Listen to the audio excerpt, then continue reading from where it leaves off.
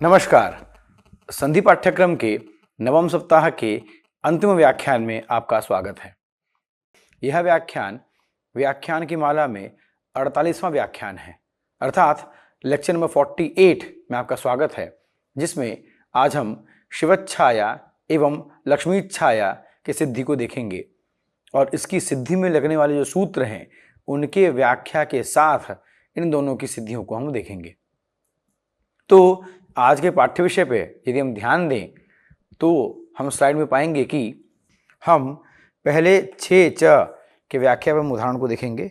उसके साथ साथ जो शिवच्छाया की सिद्धि है, जो कि इसके उदाहरण में ही आ जाती है, इसकी सिद्धि को करेंगे। उसके बाद अन्य अभ्यास, उसके बाद वार्तिक है विश्वजनादीनाम छंदसि वा तुगागमो भवतीति वक्तव्यम। यह वार्तिक लघु सिद्धांत कौमुदी में नहीं है, पर चूंकि हम लोगों ने बात की थी कि संधि का जो पाठ्यक्रम है उसमें हम संधि के प्रवेश के साथ ही साथ संधि के विषय को लेकर के जो गूढ़ बातें हैं उनका भी एक सामान्य परिचय लेते हुए चलेंगे। तो यह जो वार्तिक है विश्वजनादीनाम छंदसि वा, यह वार्तिक उसी गूढ़ प्रवेश के अंतर्गत रखा गया है।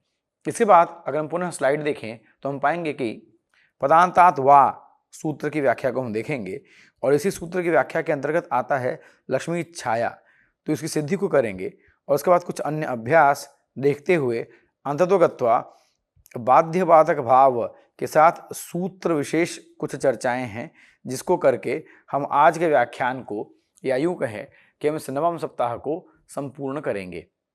तो आज का जो प्रथम सूत्र है वो है 6 च। यदि स्लाइड के माध्यम से देखने का प्रयास करें तो अनुवर्तन के साथ 6 च का अर्थ होता है कि ह्रस्वस्थ छेतुक संहितायाम, अर्थात क्या हुआ, पदांत ह्रस्व स्वर अगर आ जाए उसके बाद अगर छ आ जाए तो यहाँ पर तुक आगम हो जाता है उस ह्रस्व स्वर को, और चूंकि तुक आगम होता है और तुक में त शेष रहता है, अर्थात तुक आगम जो है वो कित है, इसलिए आद्यंत टकत सूत्र की सहायता से यह ह्रस्व स्वर का अंतावयव यानी ह्रस्व स्वर के अंत में आकर के बैठ जाता है। आद्यंत टकत सूत्र को इससे पहले हम देख चुके हैं और समझ चुके हैं, और पुनः अगर अवलोकन की बात करें तो आगम अगर टित है तो वो आदि का अवयव होता है और आगम अगर कित है तो वो अंत का अवयव होता है। इस प्रकार से आद्यवयव और अंतावयव की स्थिति हम देखते हैं। तो यहां पर कित है, तुक आगम कित है, इसीलिए वो अंत में आके बैठेगा। अस्तु, पुनः स्लाइड पे ध्यान दें तो हम पाएंगे कि प्रधान ह्रस्व स्वर को तुक आगम होगा छ परे रहते। अब यहां पर उदाहरण देखिए 1 2, अर्थात स्थानी निमित्त। तो स्थानी व में जो अ है वो ह्रस्व स्वर है, जो पहले शर्त पूरी हो गई। छाया में छ आ गया, अर्थात दोनों शर्तें पूरी हो गई। तो यहां पर इस अ को तुक का आगम होगा। तो तुक का आगम होने के बाद ये कित है, तो तुक का आगम होने के बाद बन जाएगा, व के बाद आएगा तो शिव तुक छाया। इस प्रकार से यहां पर शिव छाया को शिवतुक छाया ऐसी स्थिति हो जाएगी।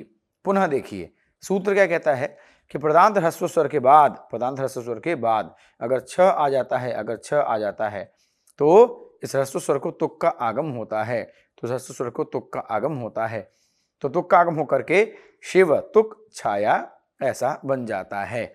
और ये उदाहरण केवल शिव तुक छाया के लिए नहीं, अपितु जहां जहां भी हमको ह्रस्व स्वर मिलेगा वहां वहां कर सकते हैं। जैसे राम तुक छाया, कृष्ण तुक छाया, इस प्रकार से हमको मिलेंगे। इन उदाहरणों को हम अभ्यास की स्लाइड में देखेंगे, परंतु उससे पूर्व शिव तुक छाया इसकी साधनिका पर विचार कर लेते हैं। शिव तुक छाया, अब यहां पर अगर हम स्लाइड का आश्रय लें तो हम पाएंगे कि शिव छाया, यहां पर शिव अर्थात ह्रस्व स्वर के बाद छ आ गया, ह्रस्व स्वर के बाद छ आ गया, तो उस अ को तुक का आगम हो जाएगा। अ को तुक का आगम हो जाएगा यानी अ के बाद तुक आके बैठेगा। तो क्या बनेगा, शिव तुक छाया। तो 6 च के द्वारा शिव ह्रस्वकार को तुक का आगम और आद्यंतो टकितो सूत्र की सहायता से शिव का अंतावयव बन जाता है, ये जो तुक आगम है। यानी अंत में आके बैठ जाता है, शिव के बाद आके बैठ जाता है। तो शिव के बाद आके बैठ गया तो शिव तुक छाया बन गया। फिर इसका तुक में बसता है त, अनुबंध लोप। इस अनुबंध लोप के विषय को हम पहले ही समझ चुके हैं कि संज्ञा और लोप को एक शब्द में कह देते हैं अनुबंध लोप। अस्तु, तो शिव त छाया हो गया। अब इस त को द हो जाएगा झलांग जशोन्ते सूत्र से। हम लोग ने बात की थी कि जब भी वर्ग का प्रथम बदल जाता है वर्ग के तृतीय में तो वहां पर हम जश्तु संधि का प्रसंग हमें मिल सकता है। तो यहाँ पे जश्तु संधि होकर के त को द हो गया और शिव द छाया हो गया। अब यहाँ पर देखिए शिव द छाया, अब यहाँ पर द को ज हो जाएगा और श्चुत्व संधि के द्वारा ज को च हो जाएगा और ज को च होने के बाद शिव च छाया बन जाएगा। शिव च छाया बनने के बाद वर्ण संहिता के बाद शिव छाया यह रूप बन जाता है। अर्थात कहने का तात्पर्य यह है कि शिव तुक छाया से शिव छाया की यात्रा बन जाती है। इसी प्रकार से अगर हम अभ्यास में देखें तो राम छाया, कृष्ण छत्र, बालक छलति, स्वच्छाया, आत्मछत्र इत्यादि इत्यादि इत्यादि रूप बन सकते हैं। कहने का तात्पर्य यह है कि ह्रस्व स्वर के बाद यदि छ आ जाए तो वहां पर उस ह्रस्व स्वर को तुक आगम हो जाता है और ये तुक आगम ह्रस्व स्वर के बाद आता है। जैसे शिव तुक छाया, तो इस प्रकार से बाद में आने के कारण शिव तुक छाया फिर शिव छाया रूप बन जाता है। इसी प्रकार से राम छाया, कृष्ण छाया, मति छाया बन सकता है। मति ह्रस्व ई है तो मति छाया इत्यादि बन सकता है। तो एक रूप को बना करके बाकी रूपों का अभ्यास आप स्वयं से भी कर सकते हैं, ये कहने का तात्पर्य है। अब इसी के साथ वार्तिक अगर हम देखें तो वार्तिक है विश्वजनादीनां छंदसी वा तुकागमो भवति इति वक्तव्यम।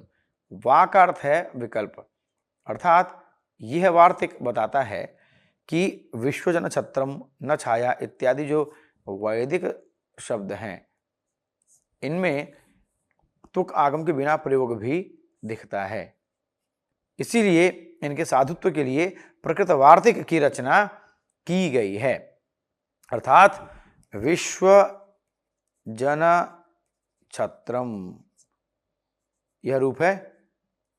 अब ये जो रूप है यहां पर तुक का आगम विकल्प से होगा, अर्थात हम चाहें तो यहां पर तुक आगम कर सकते हैं।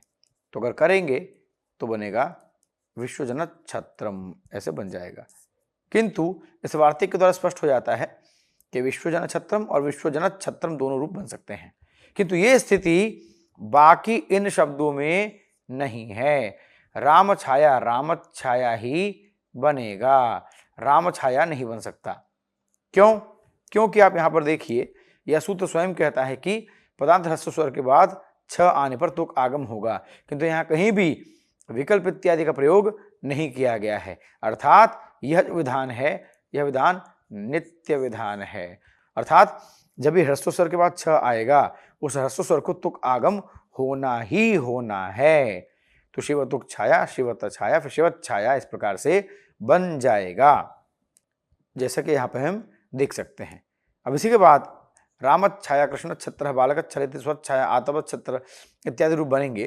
कहने का तात्पर्य ये हुआ कि ये जो छे च है ये विकल्प नहीं अपितु नित्य विधान करता है और नित्य विधान होने के कारण यहाँ पर एक ही रूप बनेगा। इसी विषय को यहाँ पर स्पष्ट किया गया है कि वैदिक शब्द प्रयोग में कई बार विश्वजन छत्रम, न छाया इत्यादि शब्दों में तुक के आगम के बिना ही प्रयोग दिखता है और उसके साधुत्व के लिए प्रकृत वार्तिक की रचना की गई है, जिससे वेद राशि का जो शब्द है उसकी साधुता बनी रहे। और उसके बाद जो अगला सूत्र है वो है पदांतात वा। तो इस सूत्र के विषय में कोई भी चर्चा करने से पहले वा शब्द से स्पष्ट हो जाता है कि यह एक वैकल्पिक विधान करने वाला सूत्र है। अर्थात इसके द्वारा जो हमको विधान प्राप्त होता है हम उसकी अभ्यर्थना कर भी सकते हैं और नहीं भी कर सकते। मतलब हम उस सूत्र के द्वारा प्रयोग ला भी सकते हैं और प्रयोग नहीं भी ला सकते। तो पदांतात वा सूत्र से ये स्पष्ट हो जाता है बिना कुछ आगे का समझे हुए ही कि यह एक वैकल्पिक विधान वाला सूत्र होने के कारण यहां पर दो दो रूप बनेंगे, अर्थात विकल्प 1 रूप 2 इस प्रकार से बनेंगे। तो पदांतात वाक्य की तरफ अगर हम ध्यान दें तो हम स्लाइड में पाएंगे कि पदांतात वा, तो वा शब्द से स्पष्ट हो गया कि यह विकल्प है। इससे पहले हम लोगों ने कई बार बात की है कि सूत्र में यदि वा विभाषा या अन्य तरह से हम पद का प्रयोग आ जाए तो वह विकल्प सूत्र होता है, अर्थात विकल्प से विधान करने वाला सूत्र होता है। तो पदांतात वा एक विकल्प से विधान करने वाला सूत्र है, यानी इसके द्वारा जो विधान होगा वह वैकल्पिक होगा, यानी हमें दो दो रूप मिलेंगे। तो ये कहता क्या है, इसको समझते हैं स्लाइड के माध्यम से। ये कहता है कि पदांत दीर्घ स्वर के बाद अगर छ आ जाए, अब ध्यान देंगे इससे पहले का जो सूत्र था छे च, उसने ह्रस्व के बाद छ आने पर नित्य विधान की बात की थी, तुक आगम की। पर यह क्या कहता है कि पदांत अगर दीर्घ स्वर है, यह ह्रस्व था, यहां पर क्या हो गया कि अगर दीर्घ के बाद अगर छ आया है तो उस दीर्घ को भी तुक आगम होगा, लेकिन विकल्प से, अर्थात हो भी सकता है और नहीं भी हो सकता है। तो जब होगा तो उसका एक रूप बनेगा और जब नहीं होगा तो उसका एक रूप बनेगा। जैसे उदाहरण के लिए लक्ष्मी छाया, लक्ष्मी, देखिए पहली शर्त पूरी हो गई, पहली शर्त स्थानीय वाली शर्त पूरी हो गई, छ निमित्त भी आ गया, छ निमित्त भी आ गया। अब क्या होगा, अब इस लक्ष्मी के ई को, अर्थात इस ईकार को तुक आगम होगा, क्योंकि ये अंतिम दीर्घ स्वर है। तो ईकार को तुक आगम होगा तो लक्ष्मी तुक छाया इस प्रकार से बन जाएगा। फिर तुक का त, फिर इत्यादि करते करते लक्ष्मी छाया बनता है, जिसका विषय हम साधने का में स्पष्ट करेंगे। अस्तु, तो पदांतात वा सूत्र क्या कहता है कि अगर पदांत दीर्घ स्वर आ जाए, उसके बाद अगर छ आ जाए तो उस लक्ष्मी को तुक आगम कर देते हैं, तो उस लक्ष्मी को तुक आगम कर देते हैं, ये कहने का तात्पर्य है। क्योंकि पदांतात वा से विकल्प विधान के द्वारा लक्ष्मी छाया में लक्ष्मी के ई को तुक आगम होता है। तो अगर हम साधनिका पर ध्यान दें तो हम पाएंगे कि लक्ष्मी छाया, अब यहाँ पे क्या होगा, पदांतात वा के द्वारा लक्ष्मी के दीर्घ ईकार को तुक का आगम होगा, और तुक चूंकि अंत में आता है, चूंकि किद है, इसीलिए आद्यंतो टकितो सहायता के सूत्र से लक्ष्मी का अंतावय बनेगा, यानी लक्ष्मी के बाद आएगा, जैसे लक्ष्मी के बाद यहाँ पर आया है। अस्तु, तो लक्ष्मी तुक छाया, अब इस तुक में त शेष रहेगा अनुबंध रूप, फिर स्त को द हो जाएगा जस्त संधि के द्वारा, फिर द को ज होकर के, फिर ज को श्रुत विधान के द्वारा च आदेश होगा, तो लक्ष्मी च छाया बन जाएगा लक्ष्मी छाया। अर्थात जिस प्रकार से बना था शिव छाया, उसी प्रकार से बन जाएगा लक्ष्मी छाया।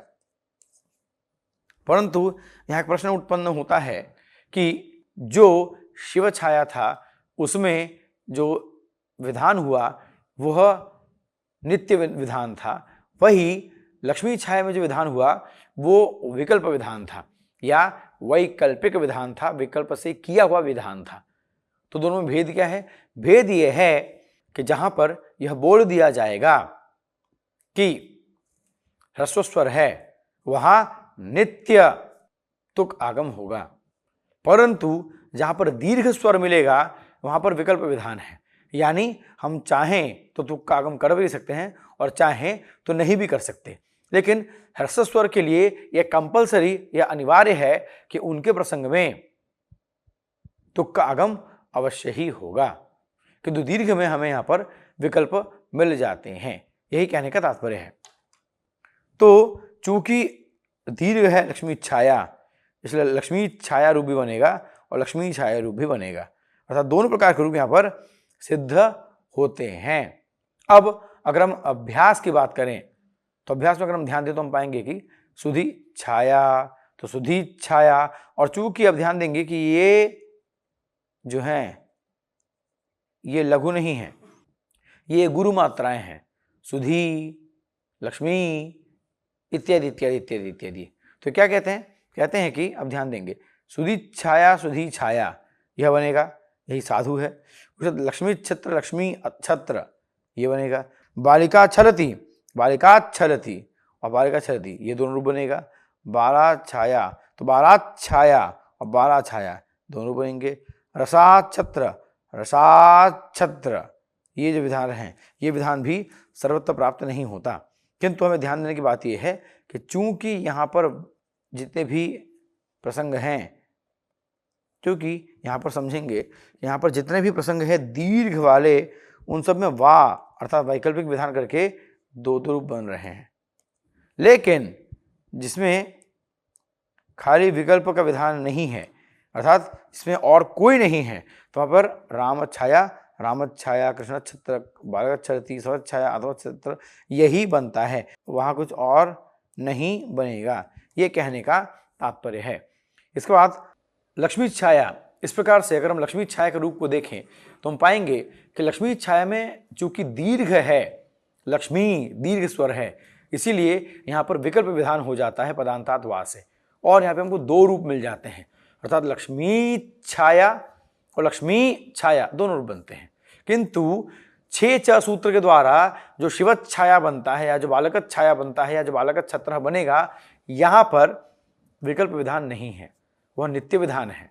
अर्थात छे च के द्वारा जो विषय हमें मिलता है वह नित्य विधान वाला विषय है, और पदांतात वा के द्वारा जो विधान मिलता है वह वैकल्पिक विधान है।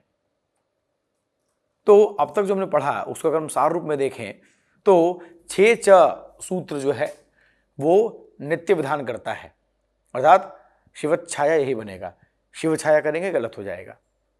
किंतु पदांतात वा के कारण लक्ष्मी छाया और लक्ष्मी छाया में फर्क आ जाता है, अर्थात यहाँ पे विकल्प के कारण दो रूप मिल जाते हैं। अस्तु, तो ये विषय आज का था जिसमें कि हमने छे च और पदांतात वा को देखा और उसके अभ्यास को देखा। जैसा कि स्लाइड में अगर पुनः हम ध्यान दें तो हम पाएंगे कि सुधीच्छाया, सुधीछाया, लक्ष्मी छत्र, लक्ष्मी छत्र, रमाच्छत्र, रमाच्छत्र इत्यादि रूप हमको यहाँ पर प्राप्त हो जाते हैं। तो इस प्रकार से जो प्रारंभिक संधि का जो विषय है वो यहाँ संपूर्ण होता है। पर चूंकि हम प्रारंभिक विषय के साथ ही साथ उन सूत्रों में यानी तत्त सूत्रों में जहाँ हमको प्रसंग मिल रहा है, कुछ प्रौढ़ चर्चा भी, या प्रौढ़ के अपेक्षा गूढ़ कहना ज़्यादा अच्छा है, तो कुछ गूढ़ चर्चा भी करते हैं। तो इसी गूढ़ चर्चा का विषय हम आज के व्याख्यान के अंतिम स्लाइड में देखेंगे। अंतिम स्लाइड में अगर हम ध्यान देंगे तो हम पाएंगे कि यहाँ पर दो विषय हमको आज बात करनी है, जिसकी चर्चा हमने प्रारंभ में की थी। एक था बाध्य बाधक भाव और एक था सूत्र विशेष। तो बाध्य बाधक भाव का अर्थ हुआ कि कहाँ पर बाध, कौन किसको बाध करता है, अर्थात यह सूत्र किसी का बाध करता है या ऐसे सूत्र का बाध किसी से हो जाता है, ये विषय हम बाध्य बाधक में देखेंगे। उसके बाद सूत्र विशेष जो हम देखेंगे वो एक्सक्लूसिव या विशेष रूप से इसी सूत्र को लेकर के वार्ता होगी। तो स्लाइड पे ध्यान देते हैं और पहले बाध्य बाधक भाव पर दृष्टिपात करते हैं। बाध्य बाधक भाव, बाध्य बाधक भाव के द्वारा हम यहाँ पर देख सकते हैं कि दीर्घात एक सूत्र है जिसके द्वारा नित्य दीर्घ आदेश होता है, जैसे म्लेत छ, म्लेत छ। किंतु अगर यही पदांत की स्थिति हो जाए तो पदांतात वा से यहाँ पर पदांत दीर्घ की स्थिति में ये विकल्प हो जाता है। कहने का क्या हुआ कि दीर्घात सूत्र जो है वो अखंड पद में संधि करता है, यानी एक पद में संधि करता है। एक पद में अगर हमको दीर्घ मिल जाए तो वहां पर नित्य दीर्घ को छ आदेश हो जाएगा। किंतु अगर पदांत हो गया जैसे लक्ष्मी और छाया तो वहां पर पदांतात वा से ये विकल्प का विधान लेकर के चला आता है। कहने का तात्पर्य यह है कि दीर्घात सूत्र ये कहता है कि अगर एक ही पद में दीर्घ आ जाए, जैसे म्ले, तो वहां पर तुक का आगम करेंगे, तो म्ले छ, तो तुक का आगम करके म्ले छ ऐसा बन जाएगा। म्ले तुक छ, तू को ता हो गया, ता को चा हो जाएगा, तो म्ले छ बन जाएगा। म्ले ए था, दीर्घ था, लेकिन म्ले छ एक ही पद है, इसलिए वहां पर नित्य विधान होगा, तो म्ले छ ये नहीं बनेगा। लेकिन यही दीर्घ विधान वैकल्पिक हो जाता है, विकल्प से हो जाता है अगर दो अलग अलग पद हों। बस यही कहने का तात्पर्य था। तो पदांतात वा जो है वो दीर्घात सूत्र का बाध्य बाधक भाव में आता है, अर्थात दीर्घात सूत्र का बाध करते हुए विकल्प से हमें तुक आगम करने की स्वतंत्रता देता है। तो बाध्य बाधक भाव में दीर्घात सूत्र से इसका प्रसंग आ गया। यद्यपि दीर्घात सूत्र लघु सिद्धांत कौमुदी में नहीं है, किंतु विषय को जानने के लिए इस प्रसंग को यहां पर रखा गया। अब इसी के साथ एक विषय है जो इसी सूत्र को लेकर के है। आपको ध्यान होगा इसके पहले के व्याख्यान में हम लोगों ने बात की थी कि पंचमी और सप्तमी को लेकर के, अर्थात उभय निर्देशे पंचमी बलीयान, अर्थात किसी सूत्र में अगर पंचमी और सप्तमी दोनों आ जाएं तो वहां पर विधान जो है वो पंचमी के अनुसार हो जाता है। ऐसा हमने प्रसंग देखा था और ये हर जगह होता है। इसका हमने उदाहरण पहले ही देखा हुआ है। और इसी विषय को लेकर यहां पर एक बात है, क्या है, स्लाइड के माध्यम से समझने का प्रयास करते हैं। उभय निर्देशे पंचमी निर्देशः बलीयान, तो यहां पर अगर हम इस परिभाषा को देखें तो पदांतात वा, यहां पर जो है, यहां पर क्या है कि पंचमी निर्देश ही बलीयान होना चाहिए। लेकिन यहां पर अगर पंचमी निर्देश को अगर हम बलीयान मान लेंगे तो लक्ष्मी धन छाया, ये जो विषय हमको मिला यहां पर, तो यहां पर क्या है कि अब देखिए दीर्घात पदांतात, अब यहां पर देखिए इस सूत्र में दीर्घात पदांतात अर्थात दीर्घ पदांत, यहां पर ये जो है दीर्घ पदांत ये स्थानीय है और छ जो है ये निमित्त है। तो इससे पहले हमने देखा था कि जहां पे पंचमी और सप्तमी दोनों का प्रयोग होता है, पंचमी और सप्तमी दोनों का प्रयोग होता है, तो वहां पर पंचमी के अनुसार हम कार्य करते हैं, यानी पंचमी वहां पर निमित्त बन जाती है बलियान होने के कारण। किंतु यहां पर सप्तमी बलियान हो जाएगी, अर्थात सप्तमी जो है वो निमित्त बन जाएगा। सप्तमी जो है देखिए 6, ये निमित्त बन गया, और पंचमी जो है वो यहां पर अगर हम देखें तो ये स्थानीय बन गई, अर्थात पंचमी ने अपने आप को डाउन किया ताकि सप्तमी को अपने निमित्त में रखा जाए। मतलब क्या हुआ, जो परिभाषा है कि उभय निर्देशे पंचमी निर्देशः बलीयान, ये इसका अपवाद है, एक्सेप्शन है। क्यों? क्योंकि अगर हम इसको ऐसे अर्थ नहीं लेंगे तो लक्ष्मी छाया जैसे रूप हमारे लिए नहीं बनेंगे। और ये ध्यान देने की बात है कि प्रथम सप्ताह में हमने बात की थी कि व्याकरण के जो सूत्र हैं वो शब्दों के अनुसार हैं, न कि शब्द व्याकरण के सूत्रों के अनुसार है, क्योंकि शब्द तो नित्य है और व्याकरण की रचना तो शब्दों को देख करके हुई है। इसीलिए उभय निर्देशे पंचमी निर्देशः बलीयान, ये जो परिभाषा है ये सर्वत्र कार्य करती है, परंतु इस तरह के स्थान में उसका हम अपवाद स्वरूप मान करके इस सूत्र पे अपनी प्रवृत्ति को लेकर के चलते हैं, जिससे कि जो रूप हमें सिद्ध करना है, जिस शब्द की हमको सिद्धि करनी है, उस शब्द की हम सिद्धि कर पाएं। पुनः सार रूप में अगर हम बात करें तो सार ये है कि पंचमी और सप्तमी किसी सूत्र में अगर आ गया तो पंचमी को वरिष्ठ मानते हैं, पंचमी को ज़्यादा बेहतर मानते हैं, पंचमी को निमित्त मान करके काम करा लेते हैं, ऐसा ऐसा करके।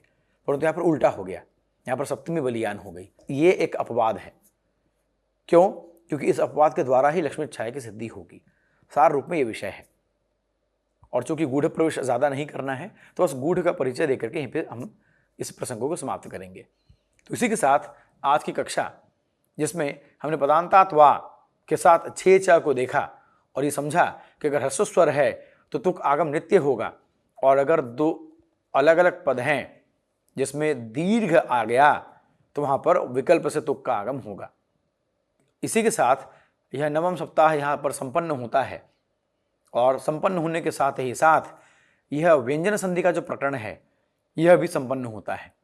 अब आगामी सप्ताह अर्थात 10वें सप्ताह में हम विसर्ग संधि के प्रसंग को लेकर के चर्चा करेंगे, और उससे पूर्व मेरी ये आशा रहेगी आपसे कि आप सप्ताह संख्या 6 से लेकर 9 तक, अर्थात 6, 7, 8, 9, ये जो 4 सप्ताह में हम लोगों ने जो व्यंजन संधि के प्रसंग को देखा है उसकी एक बार पुनरावृत्ति अवश्य कर लेंगे। तो इसी के साथ विसर्ग संधि के साथ आप सबसे पुनः भेंट होगी, और तब तक के लिए आप सभी को हार्दिक आभार एवं धन्यवाद।